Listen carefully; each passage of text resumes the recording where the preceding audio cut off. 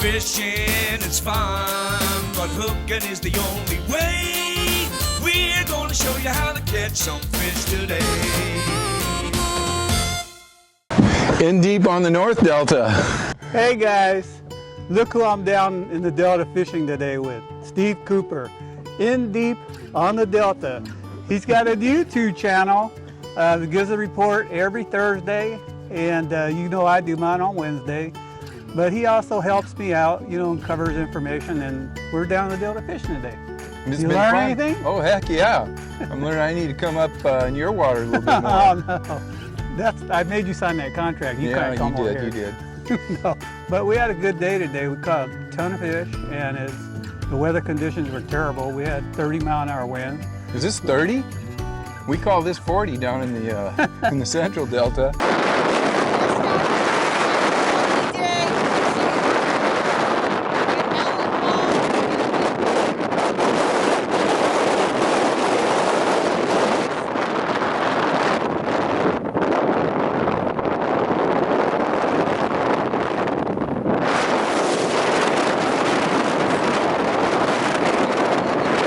So most of your reports are in the Central Delta, correct? Well, I'm spread out a little bit, but yeah, I primarily fish the Central Delta. So when I'm doing my reports, I have people feeding me information from everywhere, but primarily the Central, North Delta. When we get up around the Sacramento, I rely on what you give me a lot and a few friends up here, but yes, Central Delta.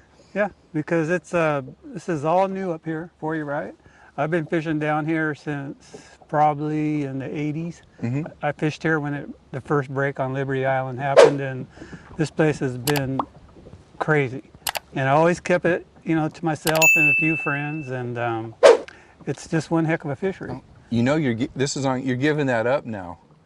Giving what up? Liberty Island. I don't care. Okay. It's a big island. There's already a lot of people fishing around here. It is a big island. I learned that today. It's a big island, and there's, you know, I welcome people to come down here.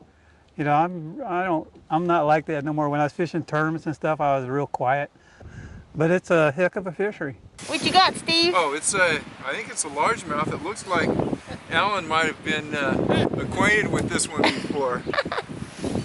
So guys, I have some questions for you, and I'm going to ask Steve first.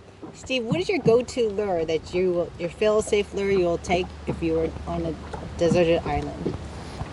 Does it have to be for a specific fish? You know, can I take two? No. Boy, it would probably be the old standard hair jig. That's it. You know, if I'm on a deserted island, I don't know if I'm fishing salt, freshwater, you know, amberjack, stripers, and anything will hit a hair jig. So I'd have to go with the hair jig. What about you, Alan? Can you top the hair jig? No, that's a good choice, but I'll make mine easier. I'll be down the Delta. I'd probably take chatterbait because I can catch them in the winter and the summer. Got some girth to it. A little bigger than mine. That's a lot bigger than yours. Probably weighs 4 times the Mine had more weight. Oh, nice there.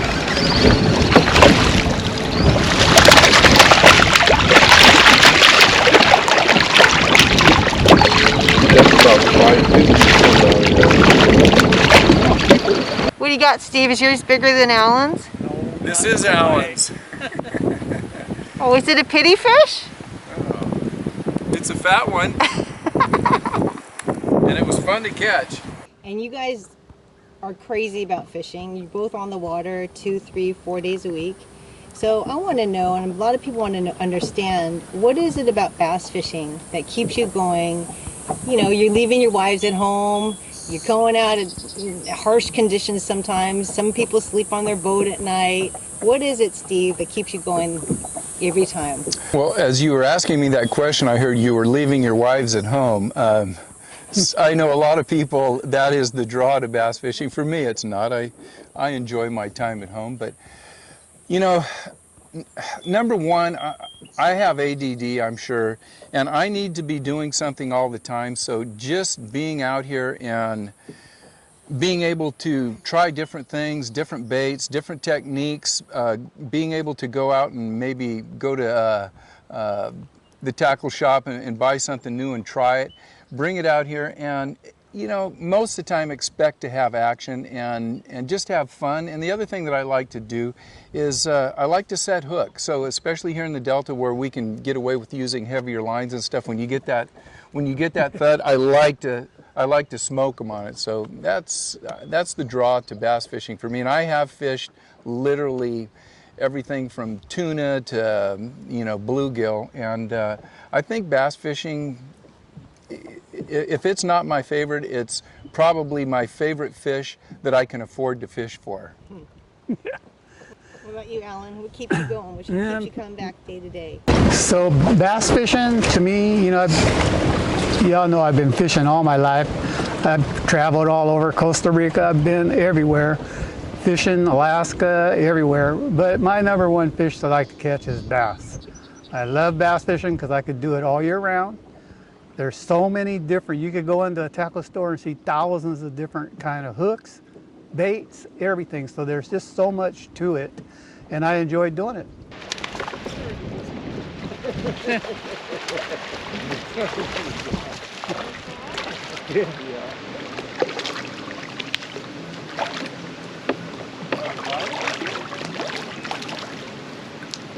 Yeah. Yep.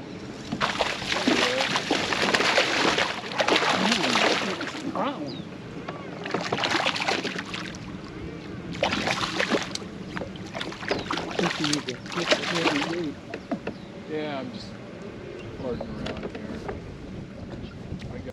And Steve, you and Alan have both been fishing in California your whole life since you were kids, and so you've seen a lot of fishing regulations occur in the past, few decades.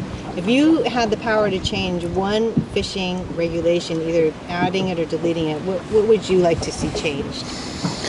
A regulation, boy, I'd have to think about that. I think maybe what I would like to see, being that I love bass fishing, I'd like to see tournament fishing change a little bit. I don't know, maybe become more and more eco-friendly.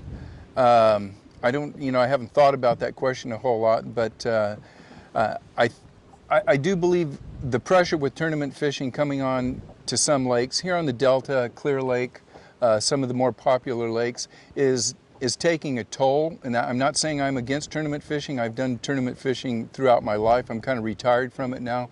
But I think maybe going from a 5 to a 3 fish bag, or having more big fish tournaments where you're not dropping 5 or 10 fish in a live well and moving them around the Delta, might help the fishery. So it would probably be looking at tournament fishing and trying to adjust the number of tournaments and maybe some of the rules, tournament rules. And what about you, Alan? Do you have anything you'd like to change? Not really. One of the big things I think they should implement is, especially large lakes like Shasta, Orville, your big lakes, to close the lakes during spawning season and give the fish a chance to repopulate. They get a lot of pressure, especially tournaments, guys on beds yanking them out. And they say it doesn't hurt them, but it's got to do something to them. The Delta's kind of hard because they spawn probably like maybe 4, 5, 6 months out of the year. So it's kind of hard to regulate, but in lakes, it could be done. They do it down south. They close a lot of lakes down south during the spawn season.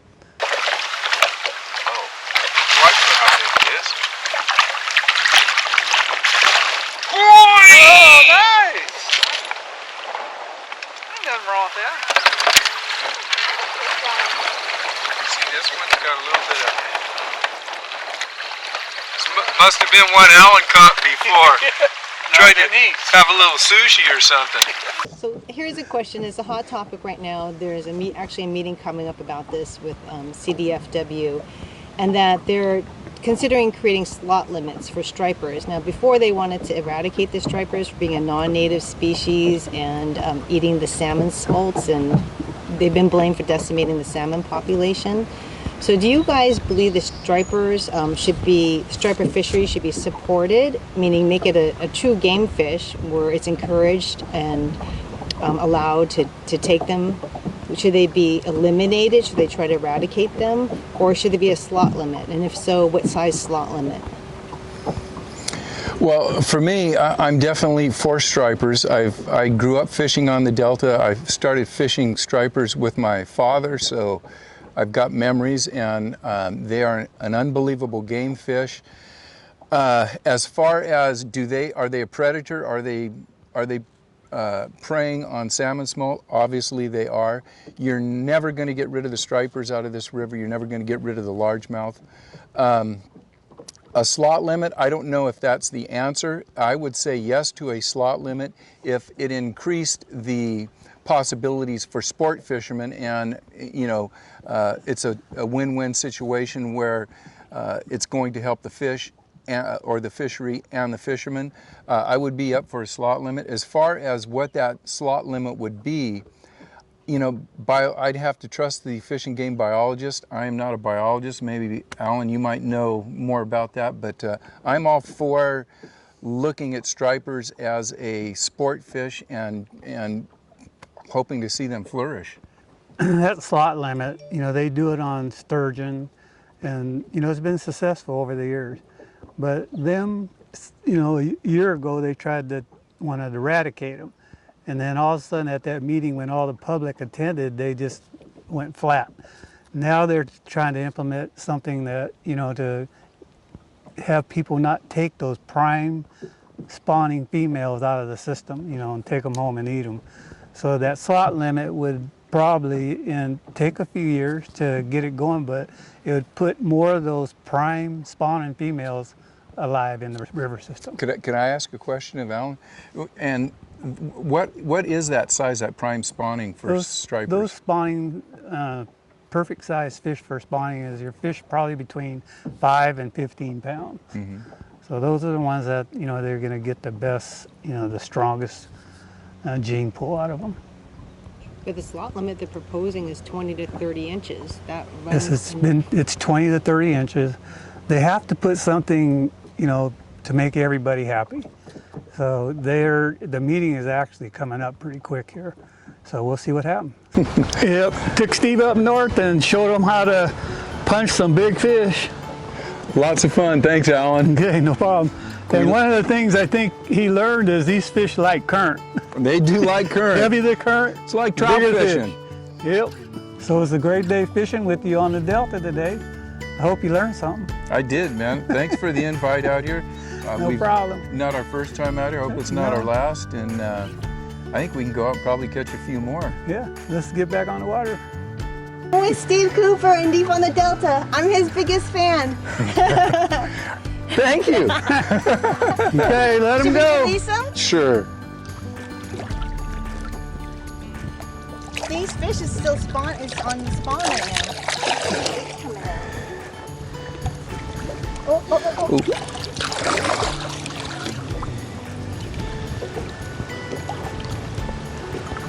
Let's see, I think we got a couple more in here. Yeah, throw them there.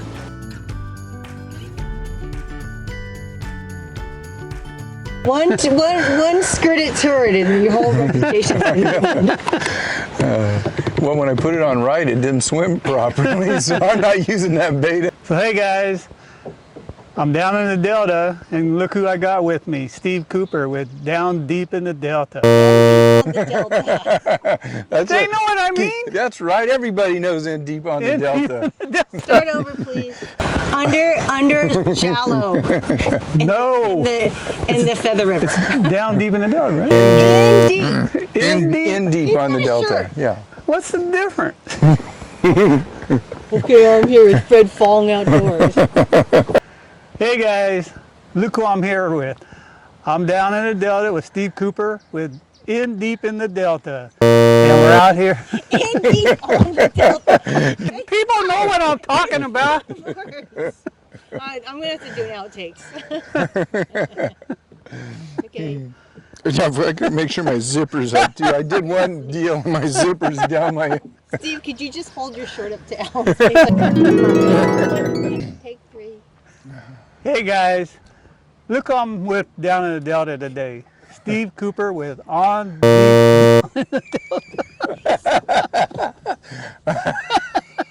you see why it takes me 7 days a week, Steve, to edit videos? I think you got to play these, man. Here, I'll turn it this way. I'll turn it on this one when you say on the Indy. Delta.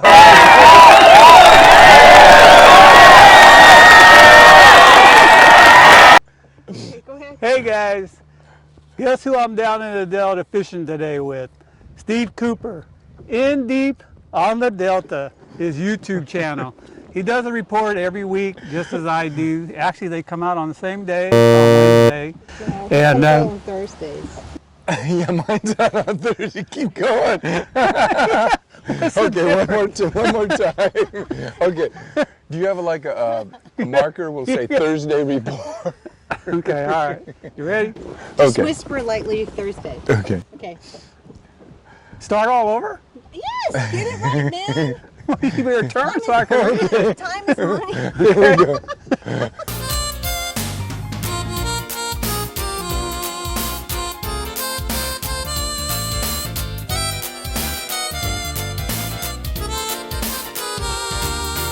Fishing is fun, but hooking is the only way. We're gonna show you how to catch some fish today.